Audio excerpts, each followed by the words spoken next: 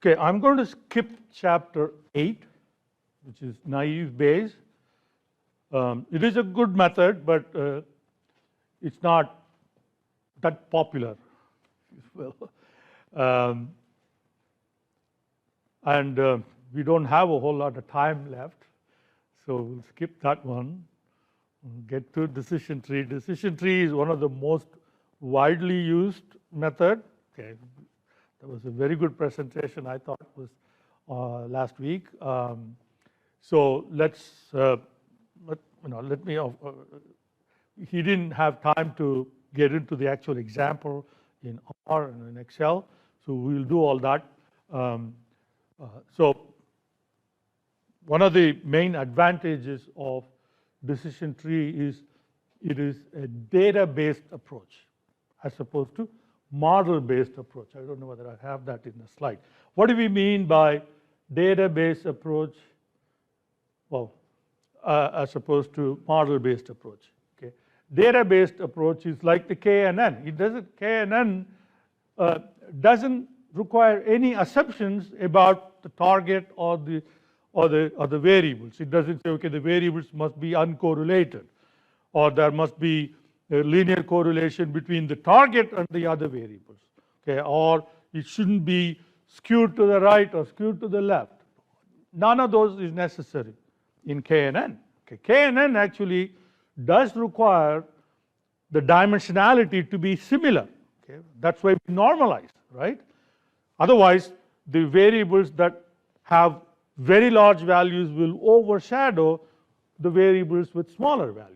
Even that is not required in decision tree. It doesn't matter what the data is. You can have categorical data, nominal data, ordinal data.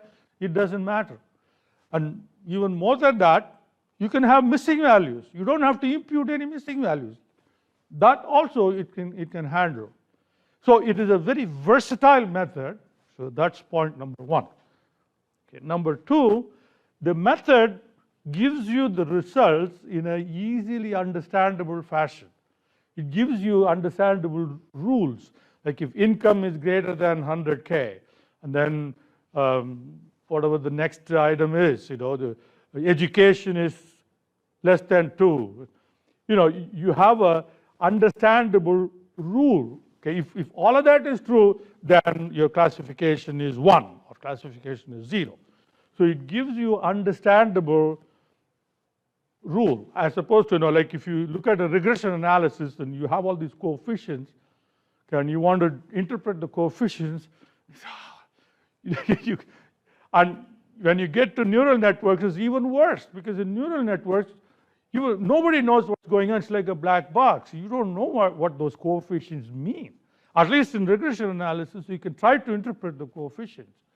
Neural networks, the coefficients have absolutely, it's opaque. Okay, so that's the second advantage. You get really understandable rules, like if income is that, and education is this, and family is this, and blah, this is your classification. Okay, so these are the reasons why it is very popular. But the problem is that it can very easily overfit your data, because you take the whole data and then split it, right? You split it in a way that from, at the top, say you have 5% positive, 95% negative. Okay. Now you split, hopefully you're clarifying a little bit more. So you get more of the ones here and more of the zeros here. So you get, like, instead of 5 and 95, so you get 20 and 80, 20 positive, 80 negative, and here you get 98 negative and 2 positive. And then you do another split. Then you get more clarity and more clarity. If you keep on going like that, you will end with the final nodes. They are all 100% one way or the other. Okay? You can keep on going. So that's overfitting. And I hope remember the presentation, he showed a graph where you have like that, continuously going down, and then another curve which goes up like that. Okay, I think I have that here too. Yeah.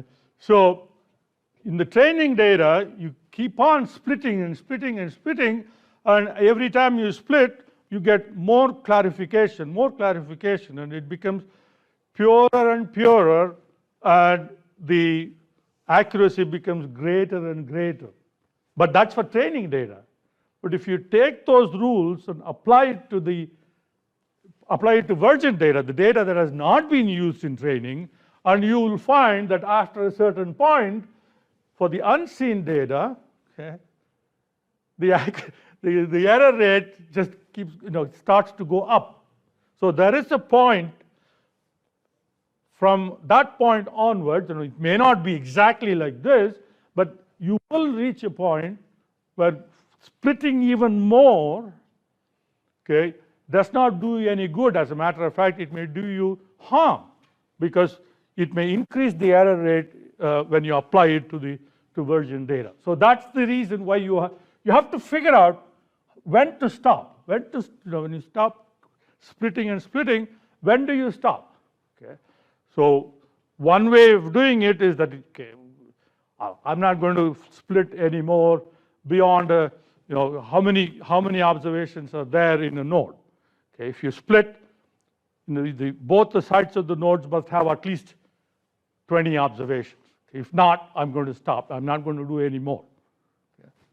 That will stop you, but then you don't know where that's going to stop you, whether it's going to stop you here or whether it's going to stop you here. Because you're using a kind of an arbitrary stopping point, a number of observations, a number of positives, or number of nodes. So you say, okay, I want a tree that has only 25 nodes.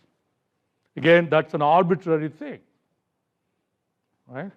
So another approach is to just go ahead and create the full tree. Okay, just go all the way. Okay, and then start, backing up. That's called pruning. So you grow the tree to the full extent and start pruning back, and when you prune back, you can apply some cost function. So are you saving cost? The cost can be purely error rate. So are you decreasing the error rate when you apply it to the validated data? So you start pruning back. Okay? So that's why you have recursion or growing the tree and then pruning it back. So there are two things that we need to look at. Okay. All right. So let's. So that's kind of an overview of what we did last week. So recursive partitioning, and then pruning, and branching, and avoiding. Okay. So let's start with some technical details. Okay. So how to split? Okay, so we have the last week presentation. He showed you this. Okay, so you select. Okay, so you can split anywhere you want. Okay, you have to do one variable at a time, though. You can't split on more than one variable. So you have to select all possible splits. What are the different ways in which lot size can be split? You can split here, or you can split here. You can split here. Or you can split at the blue line. Okay, there are many possibilities where you can split the lot size. And similarly, you have many possible values for income where you can split. Okay. Now we have only two variables here. So consider that if you have 50 variables, each variable will give you a set of possible splits. Now you have to consider all of those possible splits and select the best for that given node. So you may have like here like 25 splits on the lot size side and 30 splits on the income side. So 25, 30, 55 splits even in this small example. you have to consider each one of those 55 splits and select the best. And how are we going to determine what is best? Okay, so that's purity. Okay, when you split, how pure are the resulting nodes?